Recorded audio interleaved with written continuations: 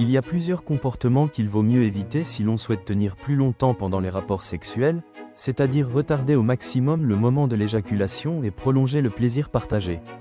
Certaines de ces erreurs sont connues, d'autres sont plus discrètes, parfois contre-intuitives, mais toutes jouent un rôle déterminant dans la gestion du temps, du désir et du contrôle. Et vous verrez que la dernière erreur, celle que je vais aborder en fin de vidéo, va probablement vous surprendre, car elle est à l'opposé de ce que vous entendez habituellement dans les conseils classiques ou sur les forums. Avant d'entrer dans le vif du sujet, un grand merci à tous ceux qui suivent régulièrement les vidéos, qui prennent le temps de s'abonner, de liker, de poser des questions dans les commentaires. Cette chaîne existe pour vous, grâce à vous. Et petit rappel, il existe également un site de téléconsultation qui permet de discuter avec des professionnels spécialisés dans la santé sexuelle masculine. Que vous ayez des difficultés d'érection, d'éjaculation précoce, d'anéjaculation ou de baisse de désir, vous pouvez consulter à distance, sans jugement, dans la confidentialité la plus totale, et bénéficier d'un suivi personnalisé, de conseils, d'orientations concrètes. Maintenant que c'est dit, on passe aux choses à ne pas faire. Restez bien jusqu'à la fin, c'est très important. Première erreur, laissez le mental s'emballer. Cela ne concerne pas seulement les pensées excitantes, mais toutes les formes d'agitation mentale. Si vous êtes en train de vous dire intérieurement que vous devez réussir, que vous ne devez pas éjaculer trop tôt, que vous devez satisfaire votre partenaire à tout prix, que vous ne pouvez pas échouer, toutes ces pensées créent un état d'alerte dans votre cerveau. Ce stress cognitif augmente la tension nerveuse et précipite l'éjaculation, même si votre corps est calme. Le cerveau devient une sorte de pilote automatique qui accélère le processus, souvent malgré vous. Donc dès que vous sentez que vos pensées partent dans tous les sens, que vous commencez à anticiper, à vous juger, à douter, le bon réflexe est de ralentir le mental, de ramener l'attention à votre respiration, à votre corps, à l'instant présent. Il existe des exercices simples pour cela, que j'ai détaillés dans d'autres vidéos, comme le coup de frein mental, une méthode qui permet de freiner volontairement l'emballement des pensées avant qu'il ne vous emporte.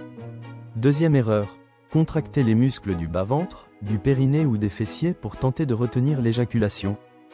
Cette erreur est extrêmement fréquente. Beaucoup pensent qu'en serrant fort, en retenant comme on retient un pipi, on va réussir à bloquer l'éjaculation. En réalité, c'est l'inverse. L'éjaculation est déclenchée par une série de contractions musculaires réflexes, et le fait de se crisper favorise ce réflexe au lieu de le freiner. C'est comme si vous appuyiez encore plus sur l'accélérateur au lieu de freiner.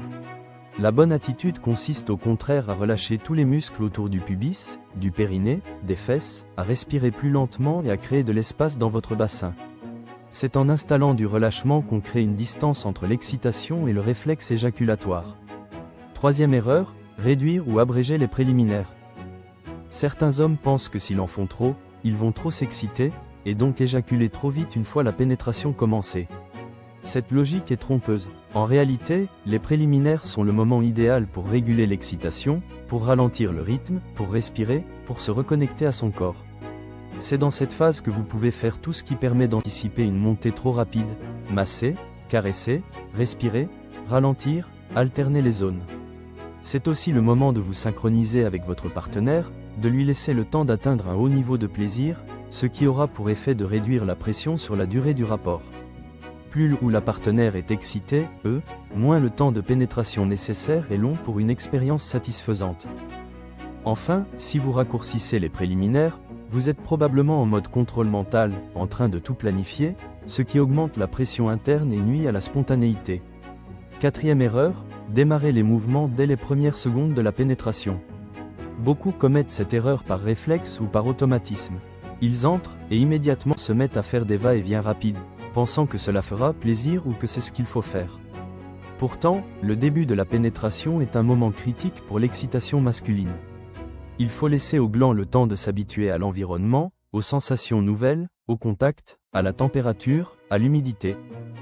Le mieux est de pénétrer lentement, doucement, en marquant une pause dès les premiers centimètres, puis en effectuant de très petits mouvements, presque imperceptibles, pendant quelques secondes. Ce sont ces instants-là qui permettent d'apprendre à réguler, à faire descendre un peu la tension. Et contrairement à ce que certains croient, cela peut aussi augmenter le plaisir du ou de la partenaire, qui ressent mieux la présence et l'intensité du moment. Cinquième erreur, ne faire que des mouvements d'aller-retour pendant toute la durée du rapport. Ces mouvements, bien que classiques, provoquent des frottements constants sur le gland, ce qui accélère l'éjaculation. Ils ne sont pas toujours les plus agréables pour votre partenaire non plus.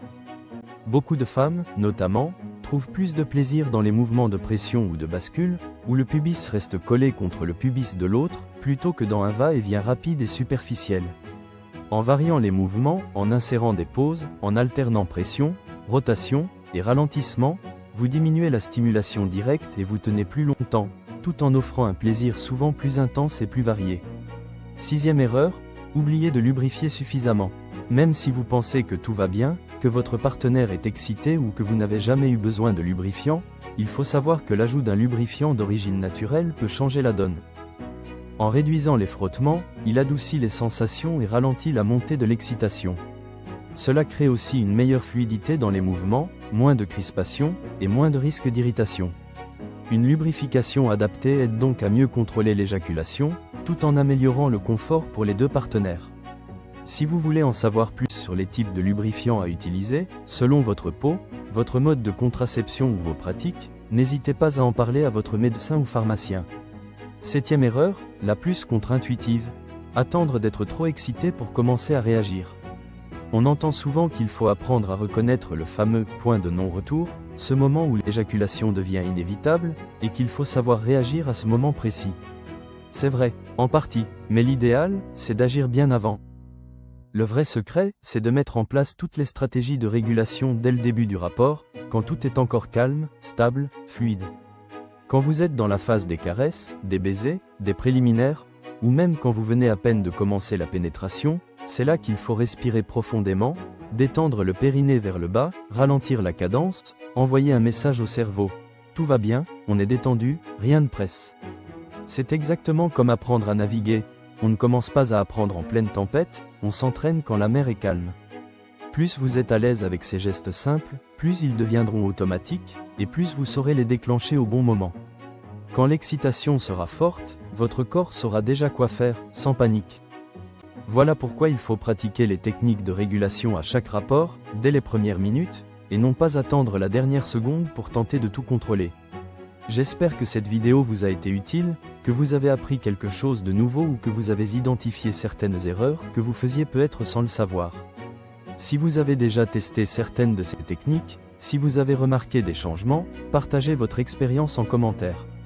Et bien sûr, si malgré tous ces conseils l'éjaculation reste rapide, c'est qu'il faut envisager une aide plus ciblée. Il existe des traitements, des approches complémentaires, parfois médicamenteuses, parfois comportementales, qui peuvent vous aider. Ne restez pas seul.